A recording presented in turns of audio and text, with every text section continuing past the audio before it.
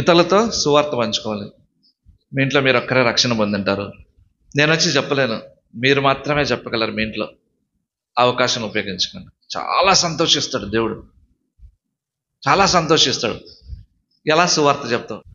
తక్కువ కులం దేవుడిని నమ్ముకున్నాం అంటాం కదా.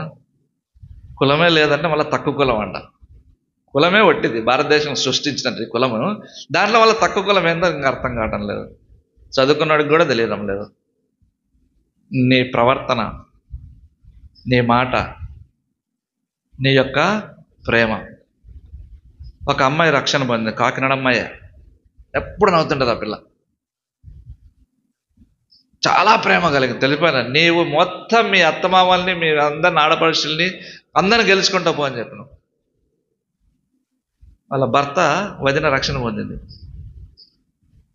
తమాషలు కాదు, ఆమె రక్షణ పొందింది. ఎలాగా? ఈ అమ్మాయి ప్రేమను చూసి, యేసు ప్రభుని నమ్ముకుంటే ఇంత ప్రేమ ఉంటుందా అని. అలాగ నువ్వు మీరు అన్యులైన మీ కుటుంబాల వాళ్ళని రక్షించుకోవాలి. తాగుబోతాడు ఏం చేశాడు? తాగుబోతులకు ఫ్రెండ్స్ ఎక్కువ, కరెక్టే కదా? వాడు ఒంటరిగా తాగడు, ఒంటరితనం పోగొట్టుకోవడానికి తాగుతాడు, కానీ ఒంటరిగా తాగడు. ఎవరు తోడు లేరు, దిక్కు లేదు, నేను ఒంటరిని అని చెప్పి తాగడము. ఆ తాగడానికి మళ్ళీ ఒంటరిగా తాగడం చేత కాదు, మళ్ళీ ఒక నలుగురు నేసుకొని పోతారు. రామామా అంటే నా దగ్గర డబ్బులు లేవు మామ అంటే, నేను ఇస్తా అని తీసుకుపోతాడు. అట్లా ఒకడు సారాయి కోట్ల కొట్టు తాగుతూ నా భార్య చాలా గ్రేట్ అన్నాడన్న.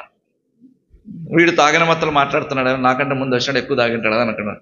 నేను ఏ టైంలో పోయినా నా భార్య నాకు వేడి వేడి అన్నం వండి పెడుతుంది అన్నాడు.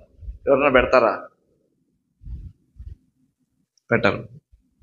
వీడు ఎంతవరకు నిజం చెప్తున్నాడో చూద్దామని చెప్పి ఒకరోజు తాగుబోతులంతా బ్యాచ్ అంతా లేచి ఇంటికి వచ్చినారు. రాత్రి 12 గంటలకు భార్యను లేపినాడు. జరిగింది ఇది. భార్యను లేపితే నాకు వంట చేసి పెట్టు అంటే చక్కగా అందరికి వంట చేసి పెట్టి తింటే వీళ్ళకి మత్తు దిగిపోయింది. ఇంకా దెబ్బకు, మేడం తాగుబోతులు మేము రాత్రి వచ్చి అడిగితే ఇంత ఓపిక ఎలాగ వంట పెడుతున్నామంటే, అయ్యా వీడిని పెళ్లి చేసుకున్నప్పుడు మేమిద్దరము పాపలం అన్నాం. పెళ్లి చేసుకున్నప్పుడు ఈడు పాపి, నేను పాపే. దేవుడి దయ వల్ల నేను ఇప్పుడు యేసు ప్రభువుని నమ్ముకున్నా, నేను చేస్తే పరలోకానికి పోతా. వీడు ఇంకా రక్షణ పొందలేదు కాబట్టి వీడు నరకానికి పోతాడు. నరకంలో ఎలాగో శ్రమ పడతాడు కదా, బతుకున్నప్పుడన్నా సరిగా చూసుకుందామని నేను బాగా ప్రేమిస్తున్నాను అనేసరికి వాడు మరుసటి రోజు ఉదయం పాపాలు ఒప్పుకొని రక్షణ పొందినాడు. అది ప్రేమ అంటే. సాగుపోతాడా, పనికి మళ్ళాడా, ముద్దు నష్టపోడా అని తిడితే వాడు రక్షణ పొందుతాడా? అందుకే మీరు గెలుచుకోలేకున్నారు మీ భర్తల్ని. ప్రేమ పాపములను కప్పును. చాలా కష్టమైన పని, నేను చెప్పేది సులభమైనది కాదు, కష్టమైనది. ఒక తాగుబోతు వ్యక్తి మా ఊర్లో, ఆయన దగ్గరికి పోయి ఆయనకు స్నానం చేసి ఆయనకు మంచి టీషర్ట్ కొనిచ్చి, వాళ్ళ పాప బర్త్డే అంటే అది కూడా మర్చిపోయాడు. భార్య చనిపోయింది, 1,00,000 రూపాయలు జీతగాడు 15 సంవత్సరాల కిందట. నేను బండ్లు ఎక్కించుకొని 50 కిలోమీటర్లు బండ్లు ఎక్కించు వాళ్ళ పాప బర్త్డే రోజు తీసుకుపోతే, ఆ అమ్మాయి హాస్టల్లో ఉంది. వాళ్ళ నాన్న అంత నీట్గా చూసి మాకు టిఫిన్ పెట్టించి, ఆ పిల్ల టిఫిన్ చేయలేక ఏడ్చుకుంటూ వెళ్ళిపోయి చేయి కడుక్కొని వచ్చింది. అలా ఆ వ్యక్తిని ప్రార్థన చేసుకొచ్చి చూడడం, చనిపోయినాడు అనుకోండి. ఆ వ్యక్తి తాగుడు వల్ల గుండె నొప్పి, హార్ట్ అటాక్ వచ్చి ఒకరోజు ఏడ్చున్నాడు, వెక్కి ఏడ్చాడు. మా ముందు అందరం ఉన్నాం, 4 ఉన్నాం. ఎందుకు ఏడుస్తున్నావు బ్రదర్ అంటే, నన్ను ఎందుకు నువ్వు ప్రేమిస్తున్నావు అన్నాడు. నాకు ఏముంది, ఉద్యోగం పోగొట్టుకున్న తాగుడు వలన, భార్యను పోగొట్టుకున్నా, ఆరోగ్యం పోయింది, నాకు తిండి ఉండదు, ఎవడో ఇస్తే తింటున్నా, అలాంటిది నాకు మీరు అన్నీ ఇస్తున్నారు, ఎందుకు ప్రేమిస్తున్నావు అని ఏడ్చినాడు. కొడితే ఏడుస్తారు కదా, ప్రేమ చూపించినా ఏడుస్తారు తెలుసా. చాలా మంది తెలుసు, నాకు కాళ్ళు పట్టుకున్న వాళ్ళు కూడా ఉన్నారు, ప్రేమని తట్టుకోలేక క్షమాపణ అడిగిన వాళ్ళు ఉన్నారు. మమ్మల్ని ఎందుకు ప్రేమిస్తున్నావు అని. ఒక వ్యక్తికి ప్రసంగం చేసి వాడిని బాగు చేసి ఇప్పుడు వాడిని ప్రసంగికుని తయారు చేసి వాడు ఏమన్నాడు తెలుసా, ఐ వాజ్ నో బడీ అని. ఒకప్పుడు నేను ఎవడినన్నా వట్టివాడిని, నన్ను నువ్వు కదా లేపి నిలబెట్టినావు అన్నాడు. ప్రేమ జయిస్తుంది. అలెగ్జాండర్ అనే గొప్ప చక్రవర్తి ఏమన్నాడంటే, అరే కత్తితో నేను అందరిని జయించాను రా, యేసు ప్రభు ప్రేమతో జయించాడు అని. క్రైస్తవుడికి లేనిది అదే, ఇప్పుడు ప్రేమ లేదు. అందుకే ఎవ్వరు మనోళ్ళు రక్షణ పొందట్లేదు. కాబట్టి అవిశ్వాసైన వారికి సువార్త చెప్పు. చెప్పడమే కాదు, బ్రతుకులో చూపించు. దేవుణ్ణి నమ్ముకుంటారు. అలాగ చేస్తే దేవునికి మనం ఇష్టలుగా జీవిస్తాం.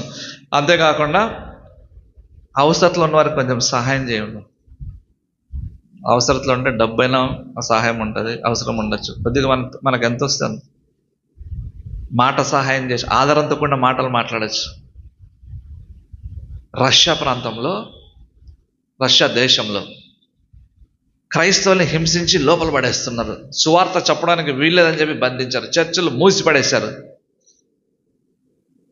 ఒక పత్రిక, కమ్యూనిస్ట్ వాళ్ళ పత్రిక ఏం రాసిందంటే, ఈ క్రైస్తవులని వాక్యం చెప్పకుండా ఆపేయించవచ్చు, చర్చిలో ఆరాధన చేసుకోకుండా ఆపించవచ్చు, ప్రేమ చూపించకుండా ఆపడం మన చేత కాదు అన్నాడు. వీరు ఇతరులకు ప్రేమ చూపకుండా ఆపడం మా చేత కాదు. ఎందుకు? ఏం చేశారు అప్పుడు? ఆ సమయంలో రష్యా వాళ్ళు, ఆ క్రైస్తవులు పక్కింటానికి జ్వరం వస్తే పరిగెత్తిపోయి ఇంట్లో సామాన్లు అంట్లన్నీ కడిగేసి వంట చేసి వాళ్ళ పిల్లల క్యారియర్ కట్టించి స్కూల్కి పంపించేవాళ్ళంట. ఇలాంటి పనులు చేస్తుంటే వాళ్ళ పత్రిక రాశాడు. వాళ్ళని వాక్యం ప్రకటించకుండా ఆపగలిగినాము, చర్చిలు తెరవకుండా ఆపగలిగాము, యేసుక్రీస్తు ప్రేమను ఇతరులకు చూపకుండా మాత్రం మన చేత కాదు అన్నాడు. అదే దేవుని మహిమపరచడం. ఉందా మరి? ఇప్పుడు చెప్పండి, మేము దేవునికి ఇష్టపూర్వకంగా జీవిస్తున్నాము, ఇష్టలుగా జీవిస్తున్నాము అని. భక్తి అంటే అదే, చప్పట్లు కొట్టడం ఒకటే కాదు. తర్వాత అధికారానికి లోబడ్డం కూడా. భర్త అధికారానికి భార్య లోబడాల్సిందే, పిల్లలు తల్లిదండ్రుల అధికారానికి లోబడాల్సిందే, సంఘము నాయకుడు అధికారానికి లోబడాల్సిందే, నాయకుడు దేవుని అధికారానికి లోబడాల్సిందే. అది దేవునికి ఇష్టం. అందుకే ఆదికాండంలో 2వ అధ్యాయంలో అంటాడు, ఆదాముతో అంటాడంటే, ఈ చెట్లలో తోటలో ఉన్న ఫలాలన్నీ తినవచ్చు, ఈ ఒక్కటి తినవద్దు, అంటే నువ్వు నా మాట విను అన్నాడు. మొదట దేవునికి కావాల్సింది విధేయత.